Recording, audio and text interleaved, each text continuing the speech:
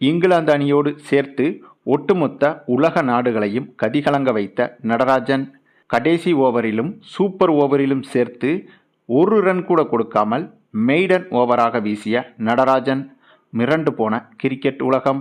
India மற்றும் இங்கிலாந்து அணிகளுக்கு எதிராக முக்கியமான தொடர் ஒன்று நடைபெற இருக்கிறது. இந்த தொடரில் 3 ஒருநாள் போட்டிகளும் 5 T20 போட்டிகளிலும் இந்த இரு அணிகளும் விளையாட இருக்கிறது.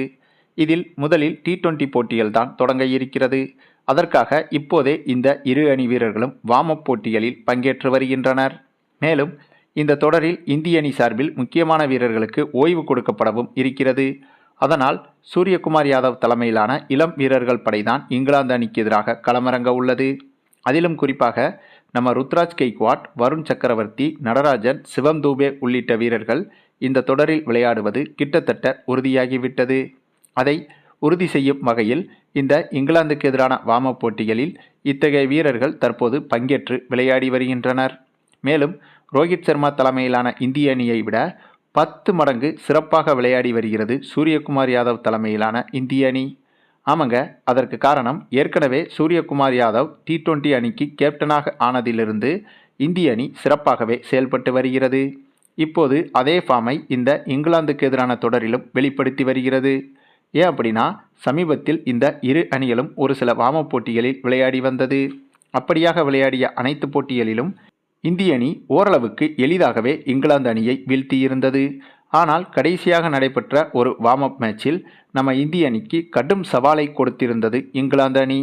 ஆமாங்க, அந்த வார்ம் அப் மேட்ச் தொடங்கி முதலில் பேட்டிங் செய்த இந்திய அணி 20 ஓவர்கள் முடிவில் 190 ரன்கள் எடுத்திருந்தது. இதில் அபிஷேக் சர்மா, சிவம் தூபே, சூரியகுமார் யாதவ் உள்ளிட்டோர் சிறப்பாக விளையாடியிருந்தனர். இந்த 190 ரன்களை சேசிங் செய்ய களமிறங்கிய இங்கிலாந்து அணியும் சிறப்பாகத்தான் விளையாடியது. குறிப்பாக நம்ம நடராஜன் மற்றும் ஹர்ஷ்தீப் சிங் உள்ளிட்ட எந்த ஒரு ஃபாஸ்ட் பவுலிங்கும் ஆரம்பத்தில் இங்கிலாந்து அணிக்கு எதிராக எடுபடவே இல்லை. ஆனால் கடைசி கட்ட ஓவர்களான 15வது ஓவர்களுக்கு பிறகு பிச்சின் தன்மை மாறி ஃபாஸ்ட் பவுலிங்கிற்கு ஏதுவாக மாறியது. ஆனாலும் கூட இங்கிலாந்து அணி சிறப்பாக விளையாடி இந்திய அணி எடுத்த அதே 190 ரன்களை எடுத்து போட்டியை சமன் செய்தது. இதனால் இந்த போட்டி சூப்பர் ஓவருக்கு சென்றது.